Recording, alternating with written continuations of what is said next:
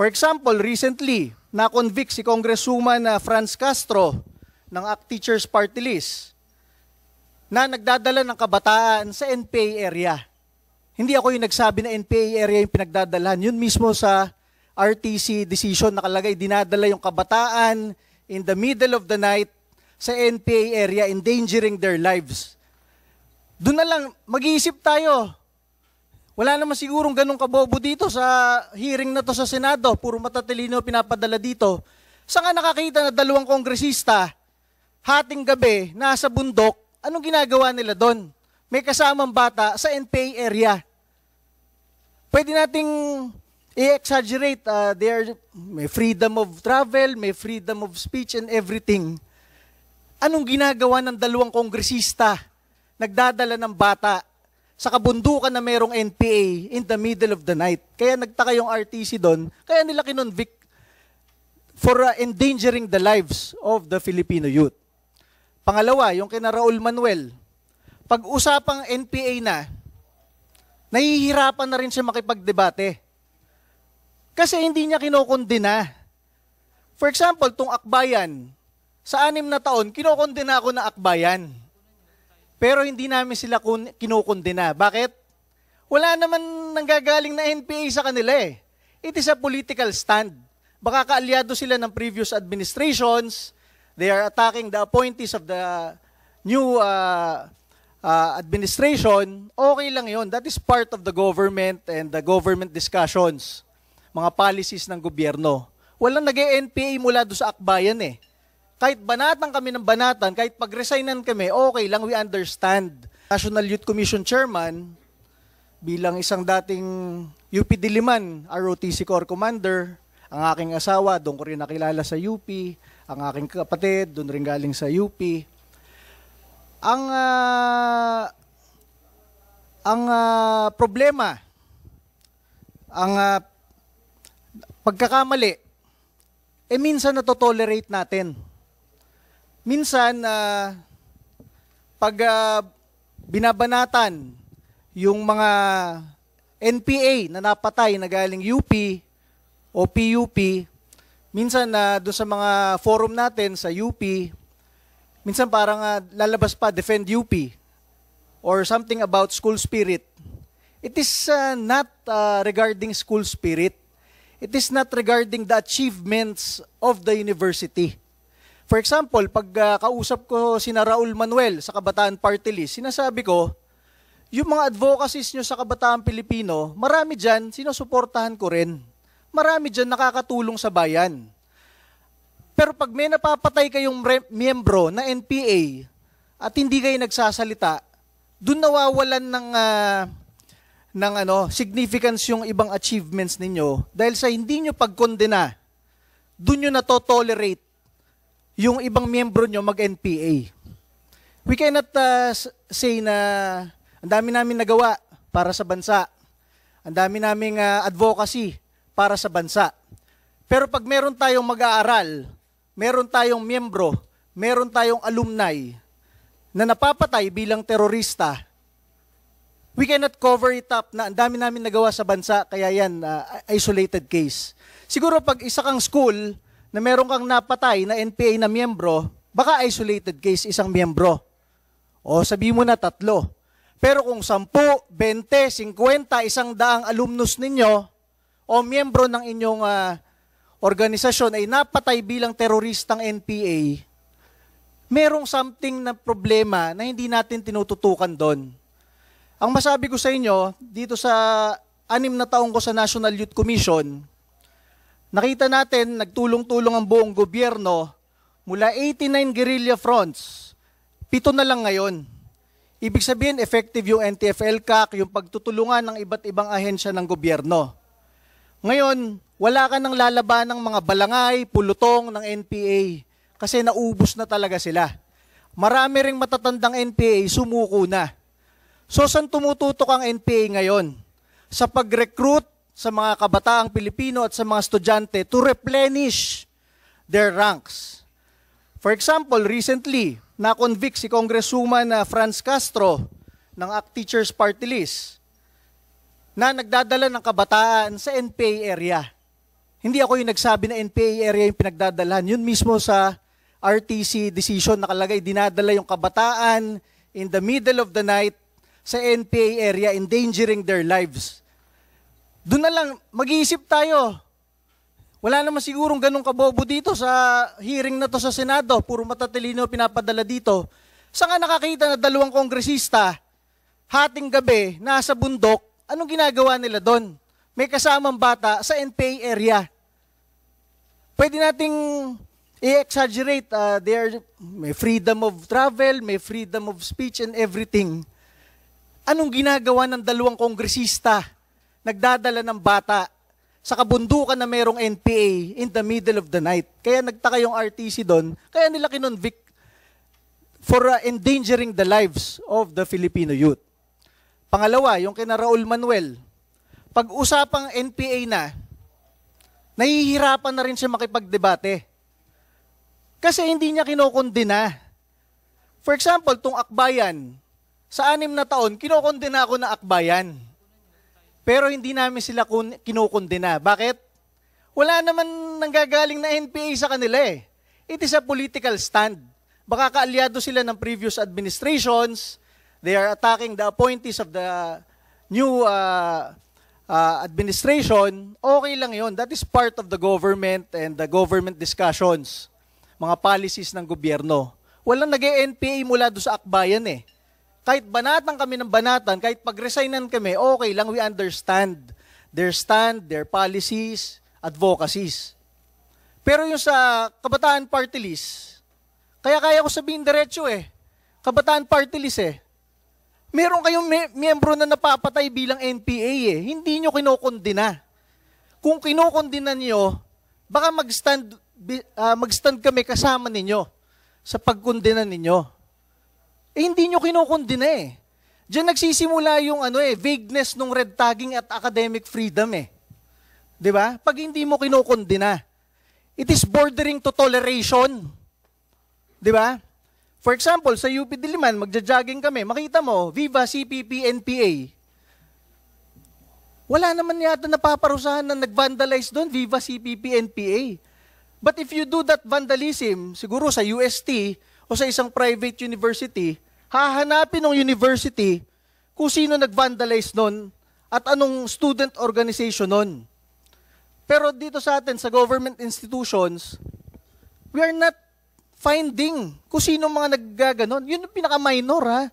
Vandalism. What more in recruitment? Nandiyan si Kate, galing UP Diliman mismo.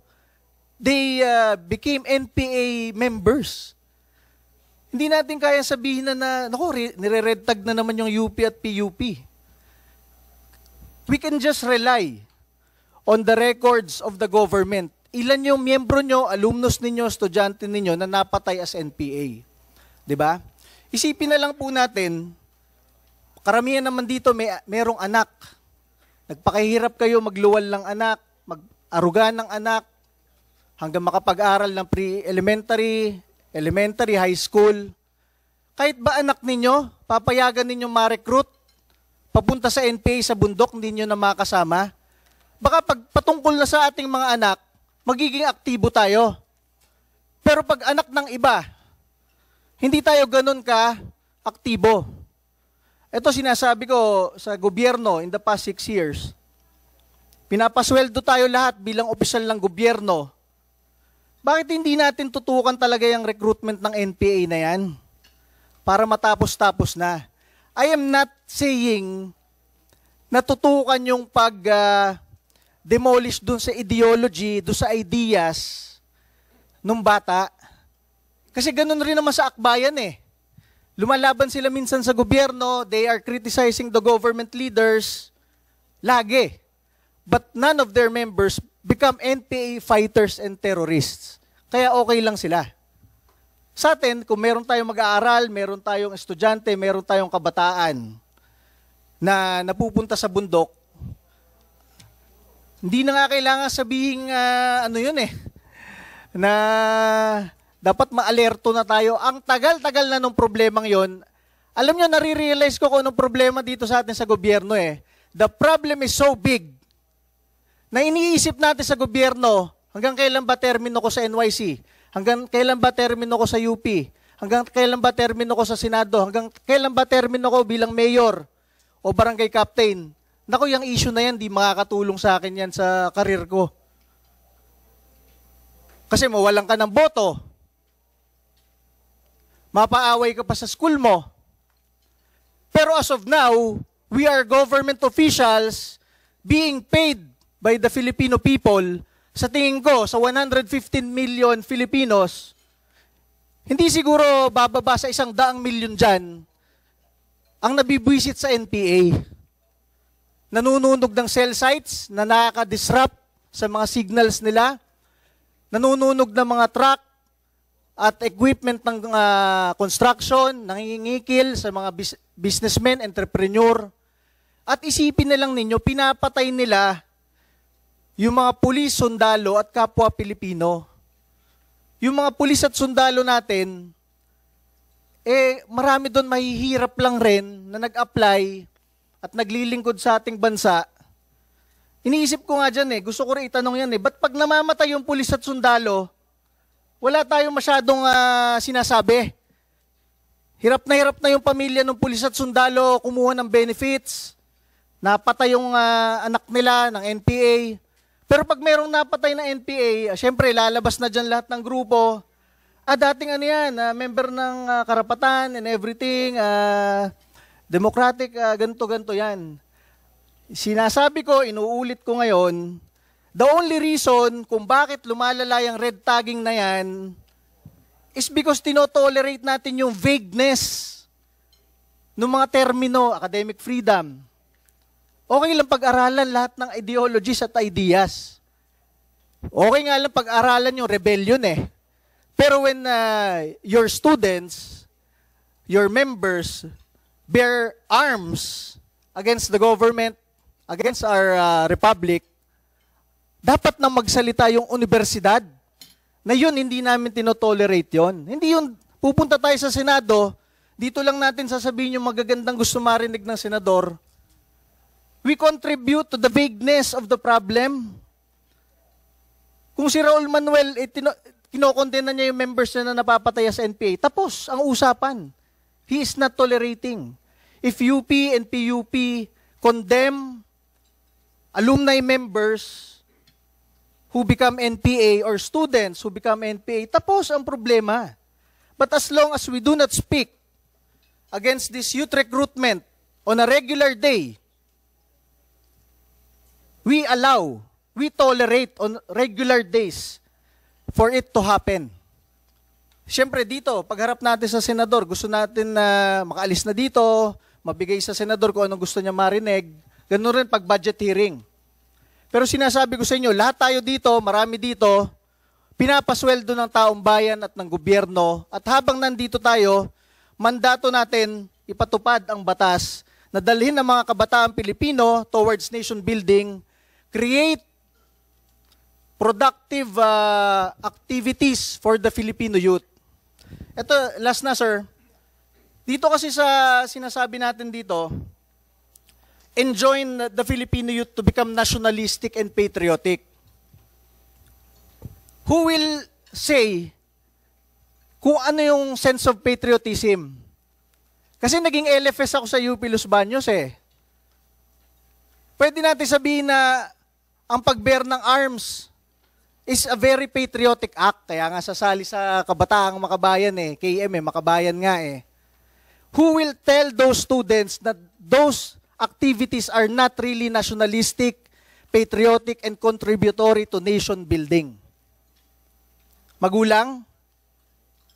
Paaralan? Ako sinasabi ko na ngayon, dapat merong mag-draw the line doon sa mga activities ng mga mag-aaral. Hindi doon sa ideas, kahit doon na lang sa pagkondena. Ang tanong ko, kinokondena ba ng mga paaralan, yung mga alumni na nag-NPA? And lastly, bakit sa lahat ng state colleges and universities, bakit meron tayong D&D accord with UP and PUP?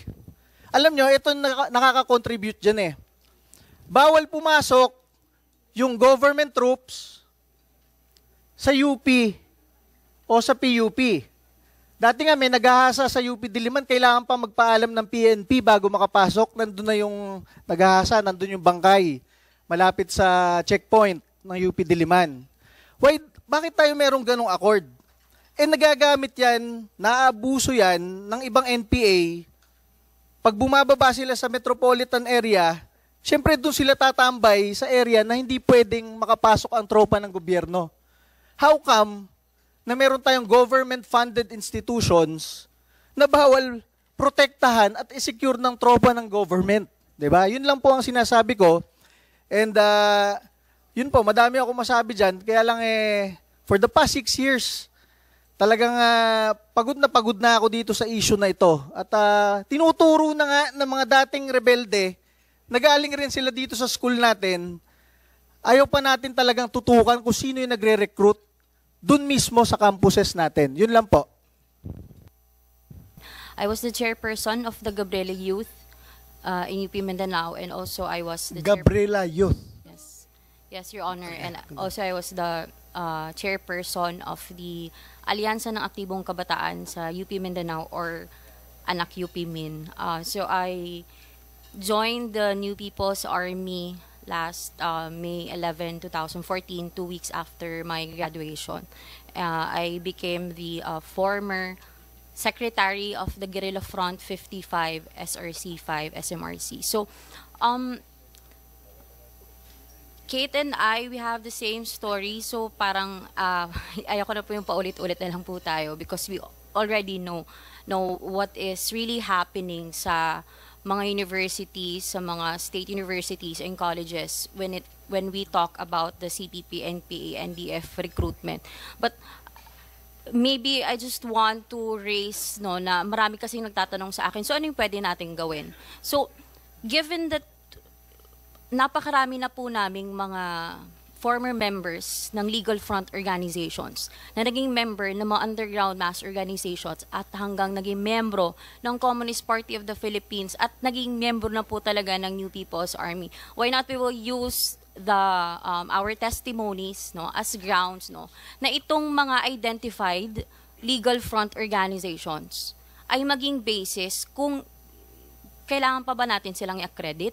Kasi we always talk about the policies, nagawa na natin tong lahat, Bakit may nakakalusot pa rin? Because the Communist Party of the Philippines will never stop recruiting students dahil ang mga estudyante ang balunan ng mga politiko-military cadre sa CPP-NPA, it is the responsibility of the Communist Party of the Philippines to recruit students para ipagpatuloy yung People's Democratic Revolution. It is part of the indoctrination, and it is the responsibility, again, of the members of the Communist Party of the Philippines. Miyembro yan ng legal front organizations, at lalong-lalo na syempre yung mga miyembro mismo ng New People's Army. So, sa konsepto kasi ng People's Democratic Revolution, ng CPP, NP, NDF, may dalawang forma ng pakikibaka. Yung paulit-ulit na po din naming dinediscuss, yung parliamentary struggle and the armed struggle. Hindi po yan pwedeng magkahiwalay. As long as we are very open with the organizations that are already identified as legal front organizations, paulit-ulit magiging cycle lang po ito. Kasi we as former rebels, we are also sacrificing ourselves in exposing the truth po, kahit nga kami, after nito, tatawagin kaming taksil sa bayan, mga, etc., all those negative na mga sinasabi sa amin. Pero at the end of the day, we are here alive to tell you the truth that this is not red tagging, siguro, yes, we recognize academic freedom, but academic freedom is not unlimited, we want to help you in creating a legislative bill, that will not infringe the academic freedom of the institution, and of course, the students' constitutional right. Kasi lahat naman po, parang kung ikaw kasi naging aktivista ka na, tapos na-radicalize ka na, kung nasa legal front organization ka, for example, Raul Manuel, you have the audacity to really talk about the laws and the provisions sa gobyerno kasi nasa legal front organization ka. But how about those people or those children na nasa loob mismo ng kilusan na hanggang ngayon ay members ng New People's Army? So, kung atin pong talagang, I mean, if we will really dig into the mechanisms ng CPP and PNDF, ang dalawang forma ng pakikibaka, napakataas pa po yan na, napakalalim po yan na scientific explanation, no? Pero kung tayo lang first, of course, paulit-ulit na po kasi kami nagsasabi ng mga legal front organizations, pero why is it that until now we still recognize the legal front organizations, Anak Bayan, League of Filipino Students, Gabriel Youth, and even us, no, and of course yung ibang mga tao na they are blind about what is really the kung sino ba talaga yung mga tao na nasa loob ng Kabataan Party List, na nasa loob ng Gabriela. Kasi patuloy nilang sinasabi na sila yung tumutulong sa mga tao. And later we will discuss to you, no, kasama ko po yung mga members ng indigenous people sa Talaingod, Manobo, and the former secretary of the SRC5 to really share to you what is really happening, no, doon talaga mismo sa kabundukan, na kung saan connected ito sa pagre-recruit, hindi lang doon sa mga kabataan na katutubo, kung hindi nagiging balunan ito para makapag-recruit ng mas marami pang mga kabataang estudyante, especially, no, sa Universidad ng Pilipinas at sa Polytechnic University of the Philippines. So, yun lang po. And of course, no, later we will also parang makonect na lang po namin lahat na at the end of the day po, no, kahit po na si University of the Philippines, si PUP, may mga ganitong palisiya, kung wala po tayong political will to really stop, no, or prevent the recognition of the legal front organizations, wala po tayong magagawa. And alongside with the prevention na hindi marekognisa ang mga identified legal front organizations, we are begging the government to really look into the welfare of the students, no, when it comes to education. Dahil nakasaad naman po sa constitutional right natin na everyone, no, should have a quality and accessible education. Yun lang po at maraming salamat. Thank you, Rian Jane Ramos. And I hope, kahit na sinasabi mo na paulit-ulit na lang, I hope huwag kayong magsawa na kahit na paulit-ulit yung sinasabi ninyo, because for all we know, yung paulit-ulit na pagsasabi niyo ng katotohanan ay magbubunga pa rin yan na kabutihan in the future. So we need perseverance to win this fight. Alam kong mahirap ito, kahit anong sabihin natin, unless we will be able to amend the Constitution at matanggal yung party list system, hindi talaga mawala yung mga party list ng komunista dyan sa lower house. Hindi talaga matanggal yan dahil it is provided for in the Constitution, yung kanilang participation. So, wala tayong magawa. Pero sige lang, tuloy lang tayo. Hintayin natin na ma-amend natin yung Constitution at pag ma-amend ang Constitution, dapat tanggalin talaga yung party list system na yan dahil ang daming problemang binigayan sa atin. Lalong-lalo na yung mga makakaliwa na party list. Talagang sila talaga ang I don't need to explain. Alam naman ng lahat ng taong bayan yan kung anong papel ng mga tao na yan in the proliferation of the insurgency problem ng ating bansa. Sinahit mo nga kanina si Raul Manuel na ngayon ay congressman. Nandyan ngayon sa lower house, Kabataan Party List, yan siya, under the party list system. And you said during the last hearing na kasama mo yan, nagre-recruit ng mga estudyante sa UP para maging armado. Sino ba sa inyo yung nagsabi na one time kasama, ikaw yung front committee chairman ng anong front yun? Nag-Guerrilla Front 55. Guerrilla Front 55. 55? Yung sinabi ko po last time was that I was the one who facilitated Raul Manuel, and we are very fortunate to and we're very fortunate because nandito po yung nag-receive po at nakakita po talaga personally kay Raul Manuel sa loob po ng NPA unit, and she will discuss her story later po. Yeah, sino? Si Ida Marie Montero, Si Ida former Marie. secretary po ng SRC 5. Siya yung nag-receive doon Yes. kay Raul Manuel. Yes, Your Honor. Anong purpose ni Raul Manuel pagpunta doon sa mga kampo ng NPA? As a member of the Communist Party of the Philippines, he was tasked to for the revolutionary integration. Lahat naman po kami, yun yung pinagdaanan namin.